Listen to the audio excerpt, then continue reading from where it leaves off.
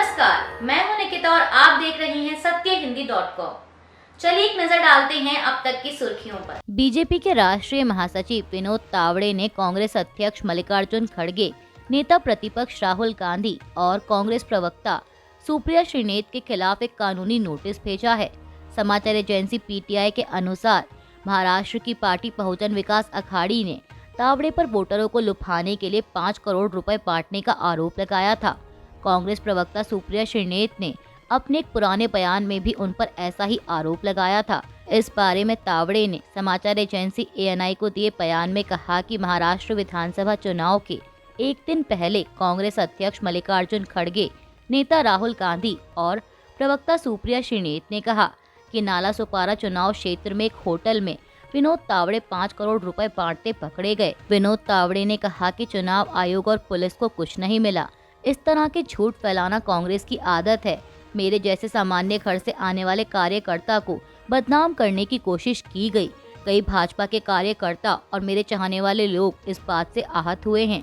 उन्होंने कहा कि कांग्रेस के नेताओं ने जैसे झूठ फैलाया उससे मुझे बहुत दुख हुआ। मेरी बदनामी जानबूझकर की गई है। आज मैंने उन तीनों को नोटिस भेजकर सवाल किया है कि या तो आप सार्वजनिक रूप से माफी मांगे या कोर्ट की कार्रवाई के लिए तैयार रहें। महाराष्ट्र विधानसभा चुनाव को लेकर सी वोटर के फाउंडर यशवंत देशमुख ने चौंकाने वाले आंकड़े दिए हैं। उन्होंने भाजपा के नेतृत्व वाले महायुति गठबंधन और महाविकास अघाड़ी गठबंधन के लिए वोट शेयर का आंकड़ा करीब करीब बराबर दिया है। वहीं सीटों में भी सिर्फ 8 का ही अंतर है, जबकि 61 सीटों पर क्लोज फाइट बताई है, जिन पर महाराष्ट्र चुनाव के नतीजे बहुत अधिक निर्भर करेंगे। यशवंत देशमुख का कहना है कि एनडीए गठबंधन का राज्य में वोट शेयर 41% रह सकता है, जबकि विपक्षी गठबंधन इंडिया का वोट शेयर 40% और अन्य के लिए 19% वोट शेयर का आंकड़ा दिया है। उन्होंने कहा कि अगर ये क्लोज फाइट वाली सीटें एक तरफ चली गईं, एनडीए या एमवीए को, तो जीत डिसाइड हो जाएगी। लेकिन अगर ये सीटें पट गईं और 30-30 दोनों तरफ गईं तो फिर रिजल्ट फंस जाएगा। लेकिन अब ये सीटें जा सकती हैं कि नहीं, यही बड़ा सवाल है। उन्होंने एनडीए को 112, इंडिया गठबंधन को 104 और अन्य को 11, इसके अलावा 61 सीटों पर क्लोज फाइट बताई है। अमेरिका द्वारा अडानी समूह पर लगाए गए आरोपों को लेकर कांग्रेस नेता राहुल गांधी ने एक बार फिर हमला बोला है। उन्होंने एक्स पर लिखा कि यह भ्रष्टाचार का बेहद खतरनाक खेल है। अडानी मोदी जी को फंड देते हैं और बदले में मोदी जी उन्हें देश की राष्ट्रीय संपत्ति सौंपते हैं। वे दोनों सबसे पहले एक दूसरे की रक्षा करते हैं। राहुल गांधी ने पूछा कि लेकिन इसमें कीमत किसे चुकानी पड़ रही है, आपको, आम भारतीय को। गांधी ने लिखा कि जब अडानी रिश्वत देकर महंगी बिजली बेचने का सौदा करते हैं, तब बढ़े हुए बिजली के दाम किसे देने पड़ते हैं, आपको, जनता को। जब घोटाला सामने आने पर अडानी के फर्जी तरीके से बढ़ाए हुए शेयर गिरते हैं, तब नुकसान किसका होता है, आपका, रिटेल इन्वेस्टर्स का। जब पोर्ट, एयरपोर्ट, सीमेंट, डिफेंस सब अडानी के हवाले किए जाते हैं, तब उन्हें मिलने वाला मुनाफा किसकी जेब से जाता है, आपकी जेब से। राहुल गांधी ने कहा कि इसीलिए मैं बार बार बोल रहा हूं कि इस खेल को समझिए, इसमें हार हमेशा जनता की होगी।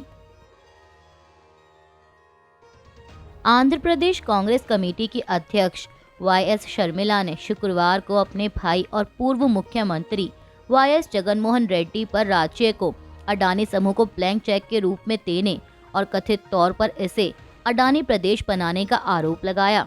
शर्मिला की यह टिप्पणी अडानी समूह के चेयरमैन गौतम अडानी पर अमेरिकी न्याय विभाग द्वारा लगाए गए आरोपों के बाद आई है। वहीं जगनमोहन रेड्डी इससे पहले अपने बयान में सफाई दे चुके हैं। उन्होंने कहा था कि उनका अडानी के साथ कोई सीधा समझौता नहीं था। अडानी समूह पर अमेरिका द्वारा लगाए गए आरोपों के बाद प्रतिक्रियाओं का दौर लगातार जारी है। अब इसी कड़ी में आरजेडी प्रमुख लालू यादव ने शुक्रवार को कांग्रेस नेता राहुल गांधी की उद्योगपति गौतम अडानी की तत्काल गिरफ्तारी की मांग का जोरदार समर्थन किया। बिहार के पूर्व मुख्यमंत्री ने अमेरिका में अडानी समूह के खिलाफ रिश्वतखोरी और धोखाधड़ी के आरोपों पर राहुल गांधी के पिछले दिन के बयान के बारे में कहा कि राहुल गांधी सही कह रहे हैं, अडानी को गिरफ्तार किया जाना चाहिए। दिल्ली में होने वाले आगामी विधानसभा चुनाव से पहले आम आदमी पार्टी सरकार ने रेवड़ी पर चर्चा अभियान की शुरुआत की है।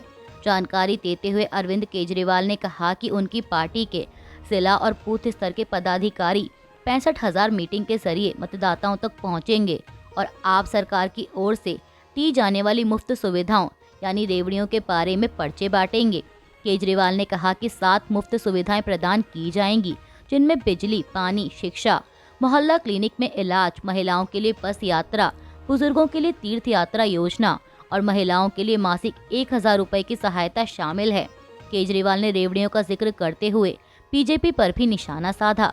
उन्होंने कहा कि प्रधानमंत्री नरेंद्र मोदी कई मंचों से कई बार यह बोल चुके हैं कि केजरीवाल दिल्ली में मुफ्त की रेवड़ी बांट रहे हैं, ये बंद होनी चाहिए।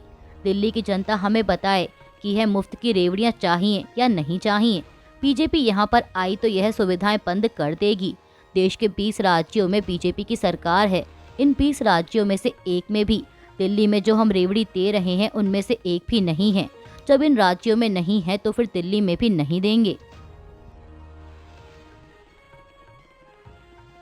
न्यायमूर्ति डी कृष्ण कुमार ने शुक्रवार को मणिपुर हाईकोर्ट के 8वें मुख्य न्यायाधीश के रूप में शपथ ली। अधिकारियों द्वारा यह जानकारी दी गई। पीटीआई की रिपोर्ट के मुताबिक राज्यपाल लक्ष्मण प्रसाद आचार्य ने इम्फाल के राजभवन में शपथ ग्रहण समारोह में नए मुख्य न्यायाधीश को पद की शपथ दिलाई। आपको बता दें कि उन्हें सुप्रीम कोर्ट कॉलेजियम द्वारा सिफारिश किए जाने के 48 घंटों के भीतर बुधवार को हाईकोर्ट का मुख्य न्यायाधीश नियुक्त किया गया। पोलैंड के प्रधानमंत्री डोनाल्ड टस्क ने कहा है कि रूस और यूक्रेन के बीच युद्ध अब निर्णायक चरण में पहुंच गया है। उन्होंने कहा कि इस युद्ध में शायद ही कभी किसी एक हथियार के इस्तेमाल पर इतनी व्यापक चिंता और बहस पैदा हुई हो। कल के धमाकों की गूंज अभी भी जारी है। डोनाल्ड टस्क के मुताबिक वैश्विक संघर्ष का खतरा गंभीर और वास्तविक है। वहीं स्वीडन के रक्षा मंत्री पॉल जॉनसन ने भी इस बारे में अपनी प्रतिक्रिया दी है। स्वीडन की राजधानी स्टॉकहोम में यूक्रेन के रक्षा मंत्री से मुलाकात करते हुए पॉल जॉनसन ने कहा कि यूक्रेन की सहायता करने के लिए पश्चिमी देशों को हतोत्साहित करने की कोशिश काम नहीं करेगी। उत्तर कोरिया के supreme leader Kim Jong Un का कहना है कि इससे पहले परमाणु युद्ध का इतना अधिक खतरा कभी नहीं रहा। किम जोंग उन ने इसके लिए उत्तर कोरिया को लेकर अमेरिका की आक्रामक और शत्रुतापूर्ण नीतियों को दोषी ठहराया और कहा कि अमेरिकी नीतियां कभी नहीं बदल सकती। उत्तर कोरिया के सरकारी मीडिया KCNA के मुताबिक किम जोंग उन ने गुरुवार को एक सैन्य प्रदर्शनी में कहा कि कोरियाई प्रायद्वीप पर युद्ध में शामिल पक्षों ने इससे पहले कभी भी इतने खतरनाक टकराव का सामना नहीं किया है। यह सबसे विनाशकारी थर्मोन्यूक्लियर युद्ध में बदल सकता है। उन्होंने कहा कि उत्तर कोरिया अमेरिका के साथ बातचीत में जितना आगे जा सकता था उतना आगे जा चुका है। आपको बता दें कि किम जोंग उन की ये टिप्पणी ऐसे समय में सामने आई है जब उत्तर कोरिया और रूस के बीच नजदीकियां बढ़ रही हैं। अरबपति गौतम अडानी और 7 अन्य के खिलाफ करोड़ों डॉलर की रिश्वतखोरी के मामले में अमेरिका द्वारा आपराधिक आरोप पत्र दायर किए जाने के बाद यहां के एक प्रमुख वकील ने कहा है कि मामला काफी बढ़ सकता है, जिससे गिरफ्तारी, वारंट और यहां तक कि प्रत्यर्पण के प्रयास भी हो सकते हैं। समाचार एजेंसी PTI के एक रिपोर्ट द्वारा यह जानकारी दी गई।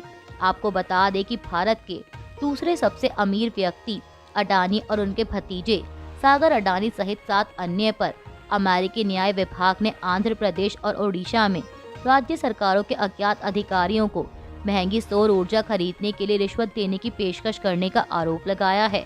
हालांकि अडानी समूह ने आरोपों से इनकार करते हुए कहा कि अमेरिकी अभियोजकों द्वारा लगाए गए आरोप निराधार हैं और समूह सभी कानूनों का अनुपालन करता है। ओडिशा में साल 2000 से जून 2024 तक सत्ता में रही बीजेडी ने शुक्रवार को कहा कि राज्य सरकार के अधिकारियों द्वारा केंद्रीय पूल से राज्य को अक्षय ऊर्जा की आपूर्ति के लिए अडानी समूह से रिश्वत लेने के आरोप झूठे और तथ्य पर आधारित नहीं हैं, जो भारत सरकार का एक मिनी नवरत्न है। SECI केंद्रीय अक्षय ऊर्जा मंत्रालय के तहत और एक राज्य सरकार का PSU ग्रिडको के बीच केवल अक्षय ऊर्जा की आपूर्ति के उद्देश्य से था। यह केंद्र सरकार की एक योजना का हिस्सा है। भारत सरकार का एक मिनी नवरत्न है। SECI केंद्रीय अक्षय ऊर्जा मंत्रालय के तहत और एक राज्य सरकार का PSU ग्रिडको के बीच केवल अक्षय ऊर्जा की आपूर्ति के उद्देश्य से था। यह केंद्र सरकार की एक योजना का हिस्सा है जिसे मैन्युफैक्चरिंग लिंक्ड सोलर स्कीम कहा जाता है। यह समझौता SECI से SECI द्वारा खोजी गई सबसे कम दरों पर 500 मेगावाट अक्षय ऊर्जा खरीदने के लिए था और यह 2 सरकारी संस्थाओं के बीच था। बयान में कहा गया है कि अडानी समूह सहित किसी भी निजी पार्टी के साथ कोई जुड़ाव नहीं था। वास्तव में अक्षय ऊर्जा प्रतिबद्धताओं को पूरा करने के लिए राज्य 2011 से SECI और NTPC जैसे केंद्र सरकार के सार्वजनिक उपक्रमों से अक्षय ऊर्जा खरीद रहा है। इसलिए ओडिशा के संबंध में ये आरोप निराधार और गलत हैं।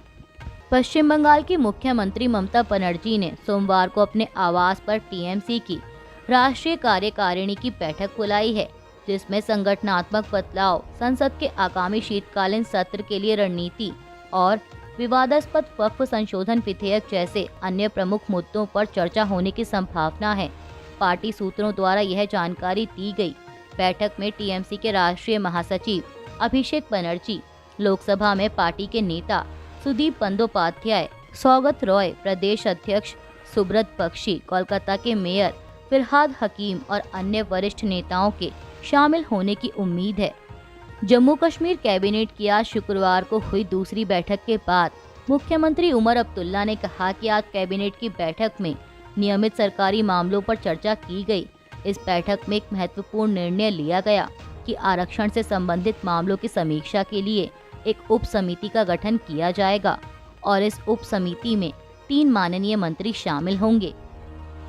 कांग्रेस महासचिव जयराम रमेश ने बीजेपी अध्यक्ष JP नड्डा के कांग्रेस अध्यक्ष मल्लिकार्जुन खड़गे को लिखे पत्र में लगाए गए आरोपों का जवाब दिया है।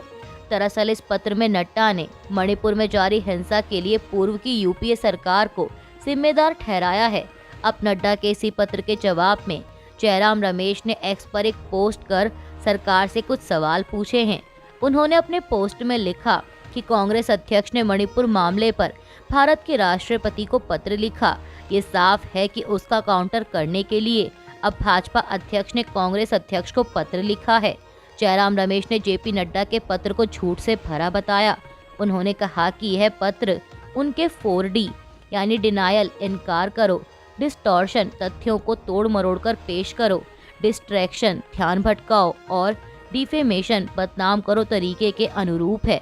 कांग्रेस नेता जयराम रमेश ने आगे कहा कि मणिपुर के लोग चाहते हैं कि राज्य में जल्द से जल्द शांति और सद्भाव आए। इस उद्देश्य से उनके यानी मणिपुर के लोगों के 4 सवाल हैं। पहला, प्रधानमंत्री कब राज्य का दौरा करेंगे? दूसरा, जब अधिकांश विधायक उनके समर्थन में नहीं हैं, तो मुख्यमंत्री राज्य पर कब तक अत्याचार करते रहेंगे?